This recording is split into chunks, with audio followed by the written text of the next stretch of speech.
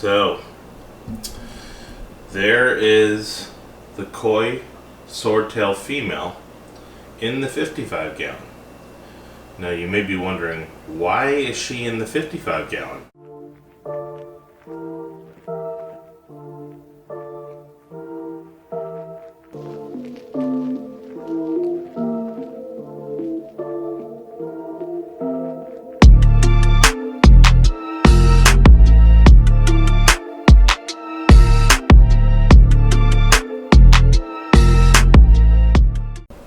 So guys, Fish Tank Dave here, welcome back to another video. This is a very, this sucks, telling you guys this type of news. But you know what they say, the best laid plans of mouse and men often go awry, which means basically, no matter how much you plan, there's still going to be some unforeseen things that happen. So after the video yesterday, I got the tote up, everything was working good. And then I went to go feed the fish. So I went out there with some fish food, fed the fish, the two females were eating, and I was like, okay, cool. Couldn't find the male. I was like, that's kind of weird, I couldn't find him. Go back inside and think, should really look more around, because that's not right. Maybe he's under a rock, all the other stuff. So I put a couple big rocks in there, so I was like, okay, let me go check it out. Go outside, find that beautiful swordtail on the ground. Now you've seen the tote; it's not small. There's a lip that's pretty big on it as well, plus the actual outside rim of it. So the fact that it jumped out was just insane. So after it jumped out, I talked to my friends and they were like, "Yeah, it's a fluke. That's not common for swordtails to jump like that."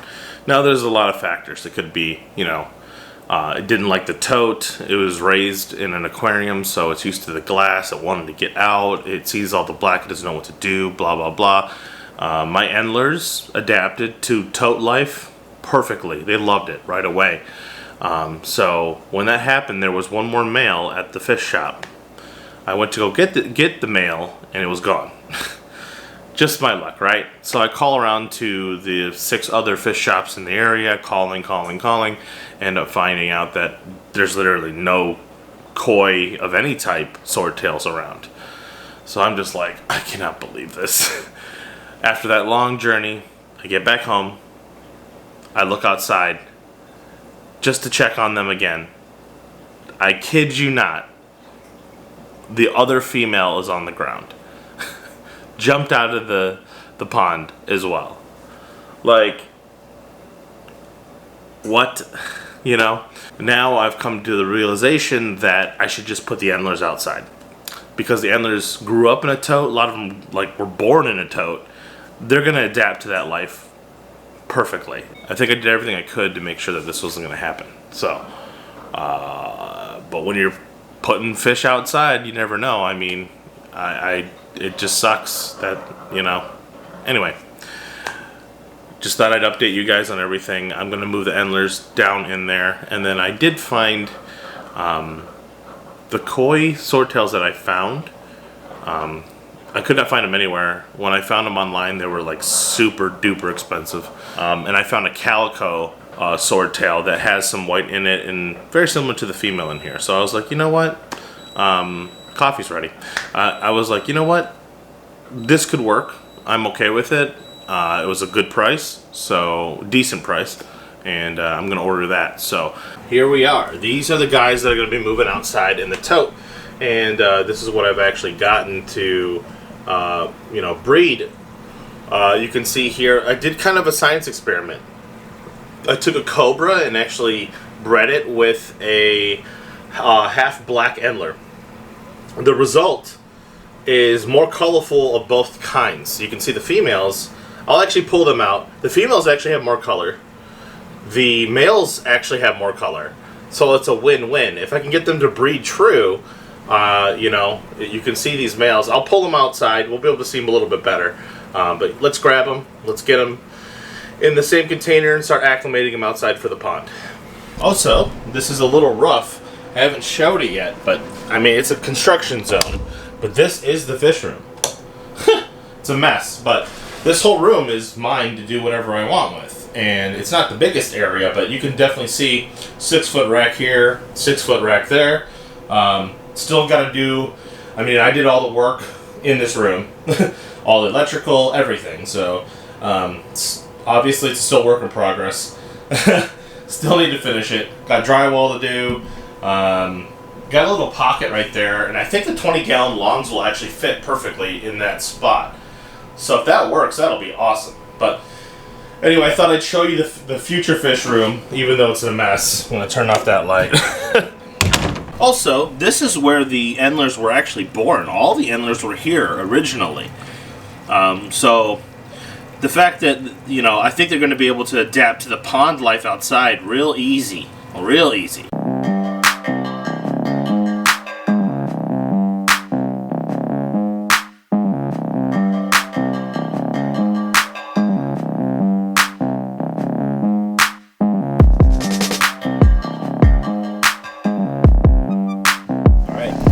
Are in. I can already tell they're doing good, traveling all around.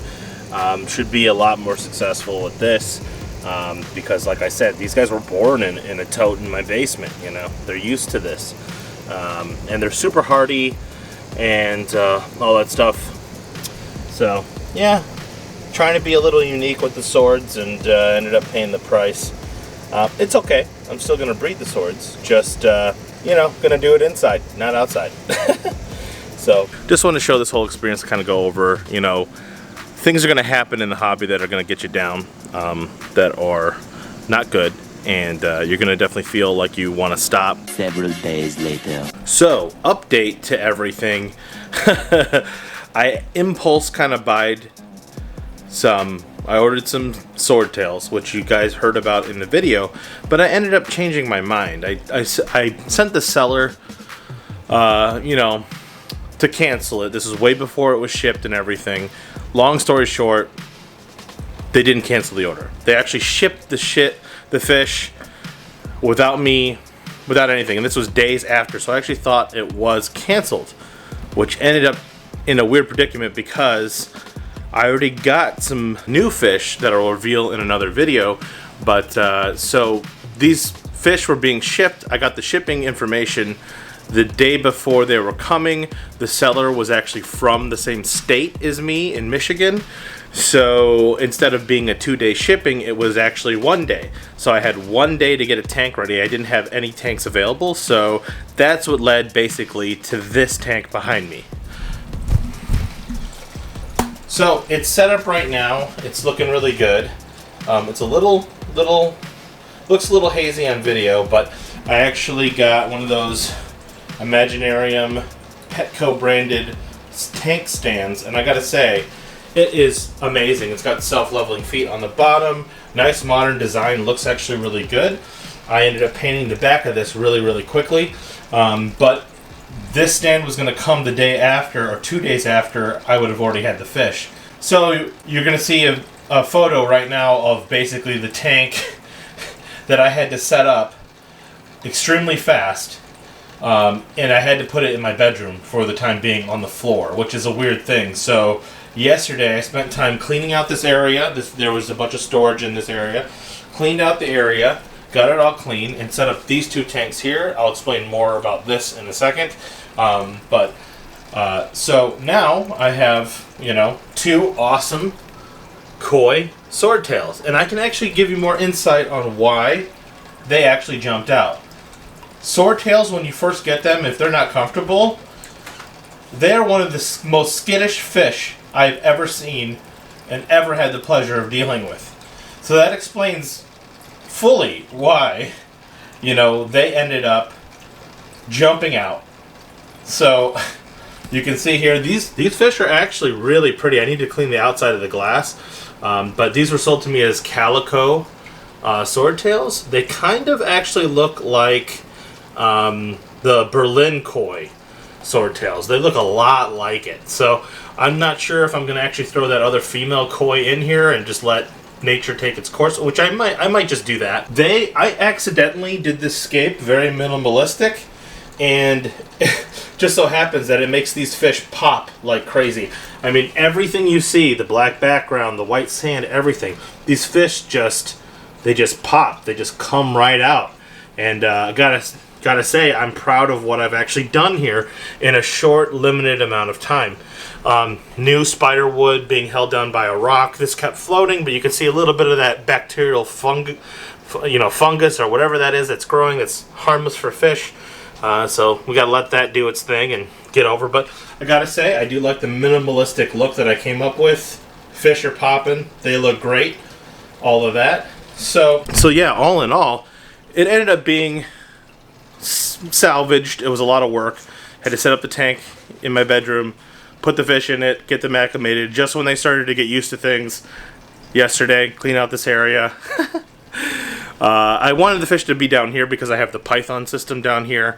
I can't really use it upstairs well because the pipe fittings don't fit my faucet, my kitchen faucet or my bathroom faucet well.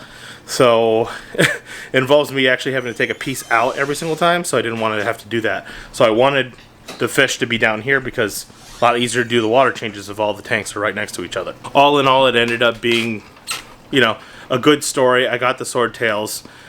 They're super skittish. Would recommend never, ever putting them in a tote. As soon as I saw them darting around the tank, I would just walk in the room and they would just be like, pew, pew, pew, pew, pew, pew, pew. I mean, just zipping around the tank like crazy. So literally they're like a laser beam just shooting around the tank. So if they're skittish at all or not comfortable at all in a new environment, they're very, very jumpy. So losing those 2 koi swordtails, it did hurt, but it's a learning lesson now. Definitely don't try to breed them in a tote. Can't say that will work good. Don't try to breed them in a tote. Bad idea. Also, there's all kinds of other live bears that would work outside.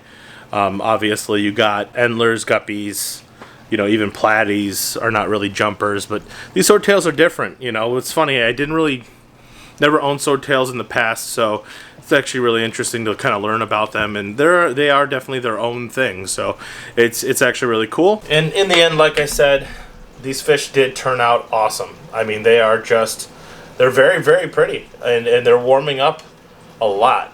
Right now they're going kind of through a quarantine process before I put the other koi.